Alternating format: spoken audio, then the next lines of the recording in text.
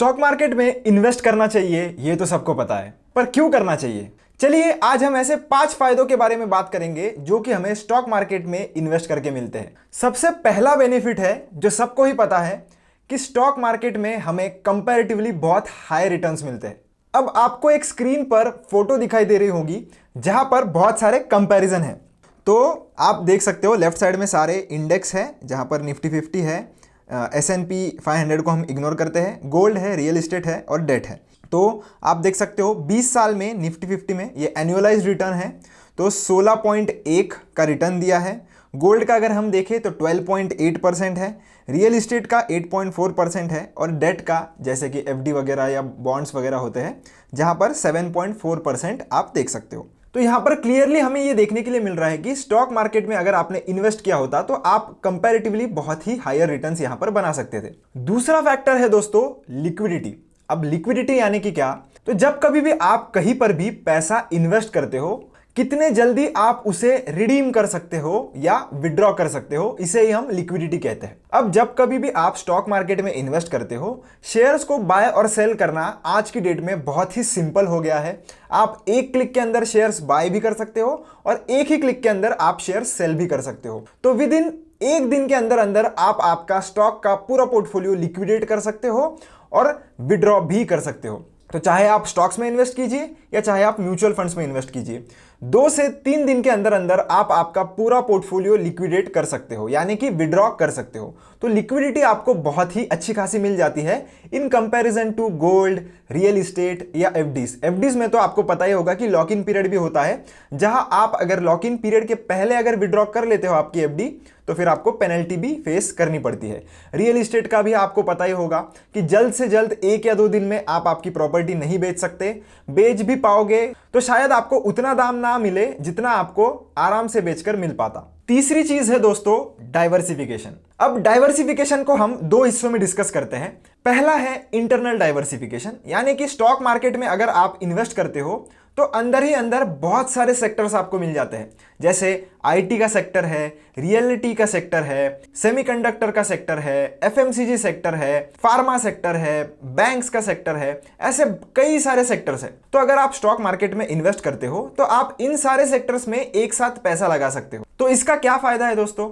मान लीजिए आज की डेट में या आज के क्वार्टर में अगर निफ्टी आईटी के स्टॉक्स जो है वो अच्छा कर रहे हैं, पर आपने निफ्टी आईटी भी लेकर रखा है और निफ्टी बैंक भी लेकर रखा है, तो एक चीज होती है सेक्टोरियल रोटेशन।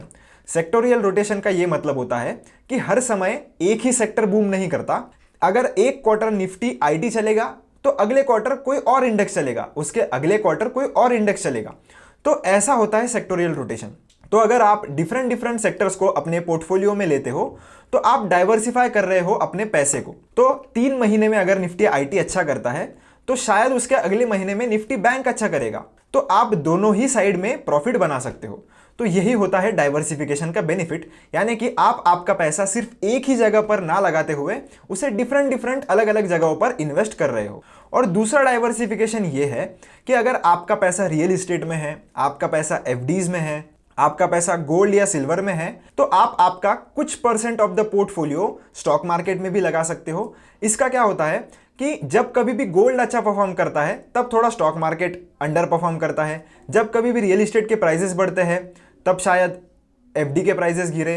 तो ऐसा जो सेक्टोरियल रोटेशन यहां पर भी ब्रॉडर वे में हो रहा है, तो जब स्टॉक मार्केट अच्छा करेगा तो शायद गोल्ड ना परफॉर्म करे। तो ऐसी चीजों से बचने के लिए आप क्या कर सकते हो, थोड़ा हिस्सा आपके पोर्टफोलियो का आपके रिस्क के हिसाब से स्टॉक मार्केट में लगा सकते हो।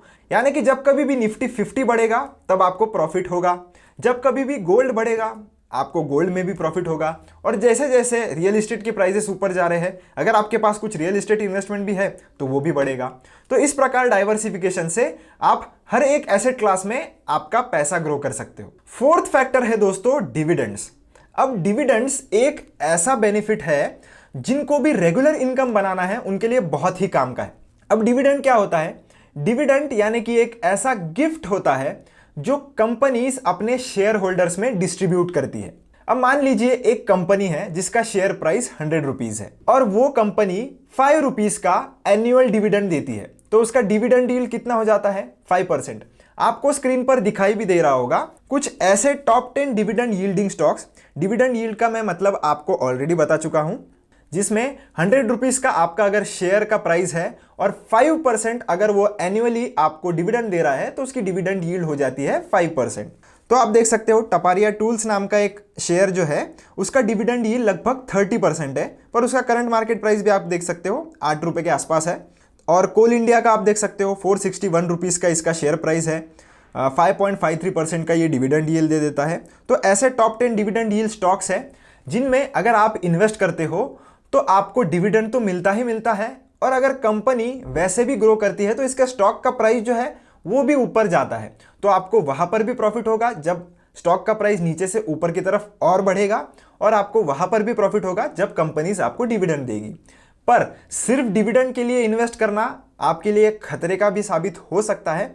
तो प्योरली डिविडेंड के लिए इन्वेस्टिंग ना कीजिए, फंडामेंटली रिसर्च करिए और फिर ही किसी भी कंपनी में आप इन्वेस्ट कीजिए, क्योंकि जहां पर भी डिविडेंड ज्यादा मिलता है वहां पर स्टॉक की जो ग्रोथ होती है वो कम होती है, क्योंकि जितना भी प्रॉफिट्स होता है वो कंपनी अपने शेयर होल्डर्स में डिस्ट्रीब्यूट कर देती है।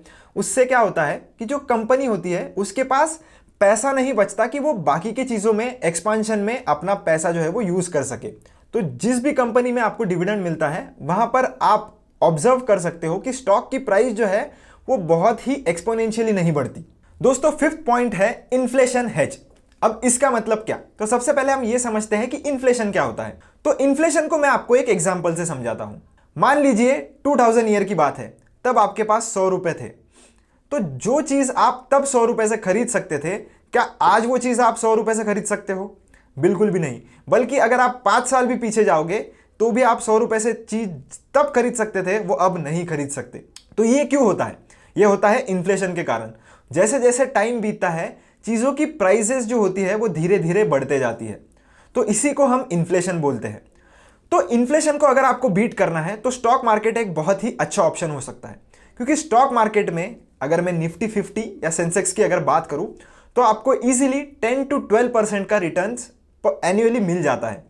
इसका मतलब क्या कि अगर 6 से 7% का भी इन्फ्लेशन हर साल हमारे इंडिया में हो रहा है, तो अगर हम 7% से ज्यादा का रिटर्न अगर बना रहे हैं तो ही हमारा इन्वेस्टमेंट जो है वो ग्रो कर रहा है।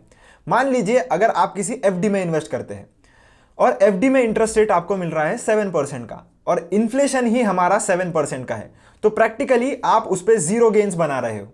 या किसी किसी केस में अगर आपको इंटरेस्ट रेट जो है वो अगर 7% से कम मिल रहा है तो प्रैक्टिकली आप उस पैसे को गवा रहे हो। तो इससे अगर आपको बचना है तो स्टॉक मार्केट में आपको जरूर इन्वेस्ट करना चाहिए, क्योंकि लॉन्ग टर्म में आपको 10 से 12% का CAGR जरूर स्टॉक मार्केट में मिल सकता है। तो आशा करता हूं दोस्तों आपको 5 ऐसे फायदे स्टॉक मार्केट में इन्वेस्ट करने के ये अभी तो समझ में आ गए होंगे। तो जल्दी से जाइए, सीखिए और स्टॉक मार्केट में इन्वेस्ट करना शुरू कर दीजिए। ऐसे ही टिप्स के लिए आप मेरे चैनल को जरूर सब्सक्राइब कर सकते हो। वीडियो पसंद आया हो तो लाइक शेयर सब्सक्राइब चैनल को जरूर से करना। मिलता हूं आपसे नेक्स्ट वीडियो में। Till then keep learning keep earning.